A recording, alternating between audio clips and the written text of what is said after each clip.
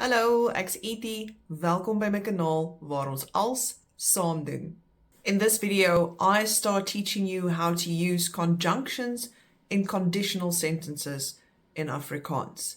Conjunctions are called voegwoorde in Afrikaans. We are going to take a look at NADAT and VOORDAT specifically.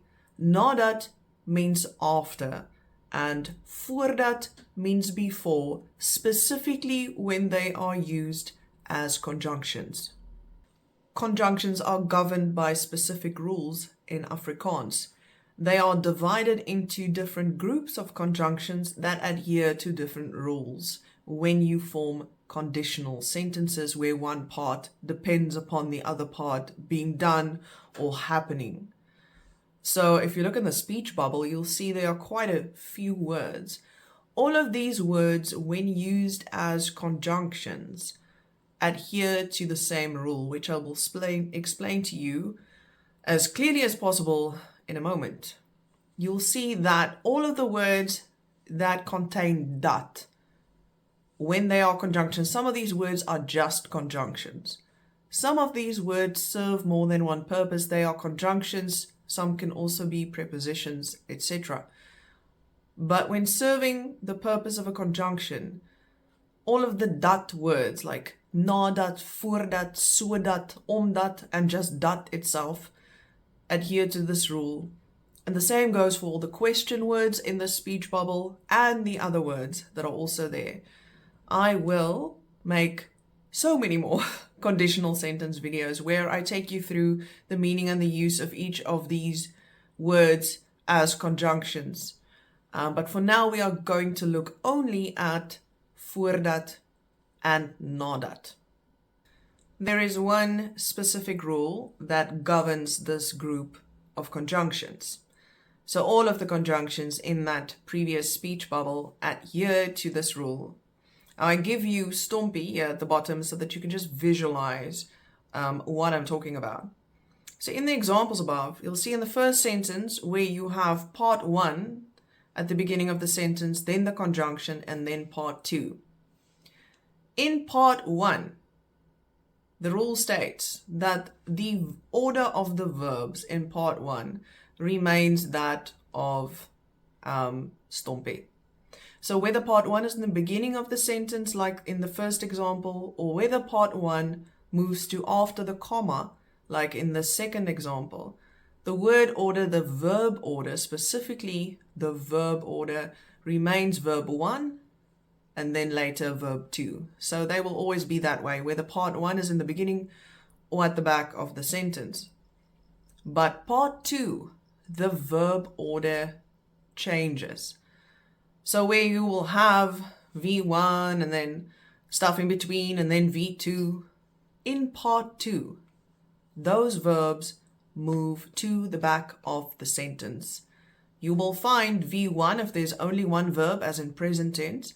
In part 2, you'll find it just before the full stop, if it's part 1, conjunction part 2.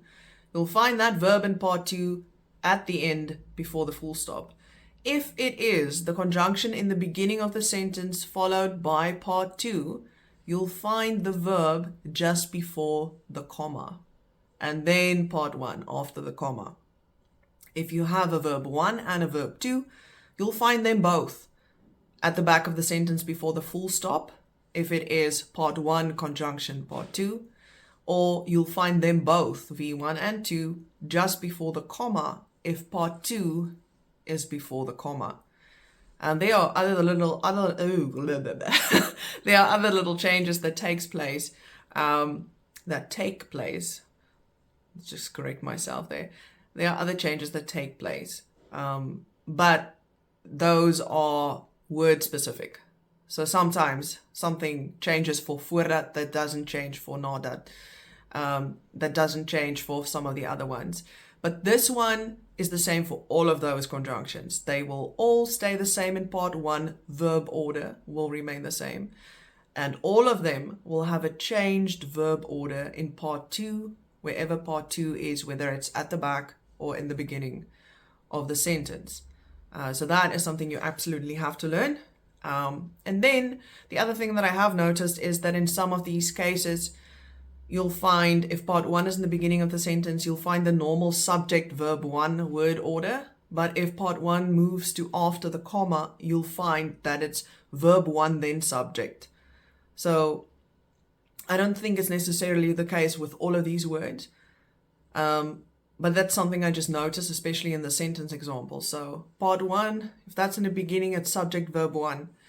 If part 2 is after the comma, you'll find it often that it is verb 1 then subject. In this video, we are only going to look at voordat and nadat, and I will make more videos for all of the others because they all have their own little things, whereas the one rule governs them all. They all have little things that is just specific to each of these words. Voordat is only a conjunction. Voordat cannot be used as something else. It means before only as a conjunction. There are other words in Afrikaans that means before when it's prepositions, but voordat is exclusively a voegwoord. Kom ons gaan huis toe, voordat dinge handuitdruk.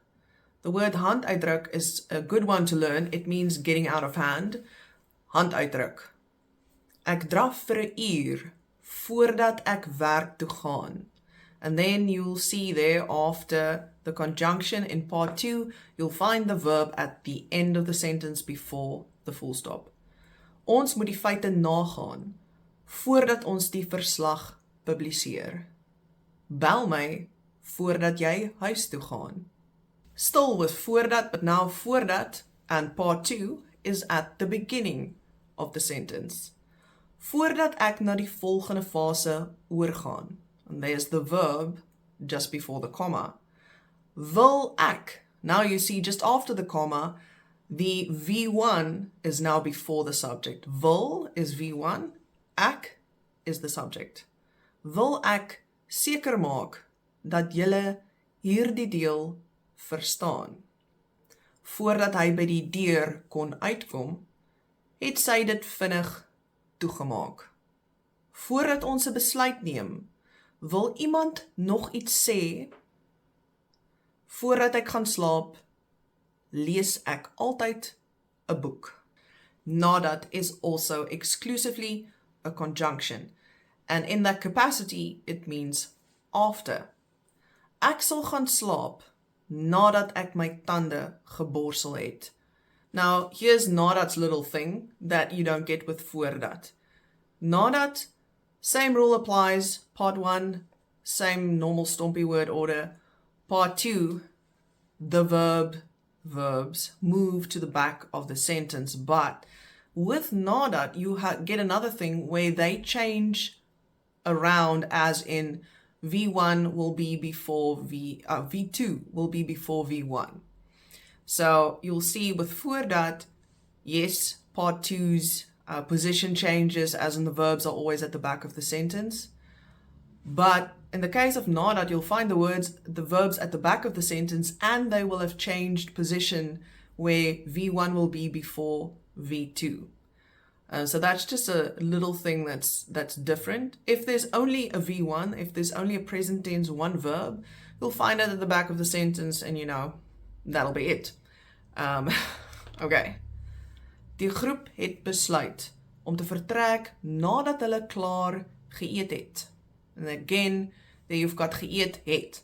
Het is your V1, but it's at the end. And V2 is before that.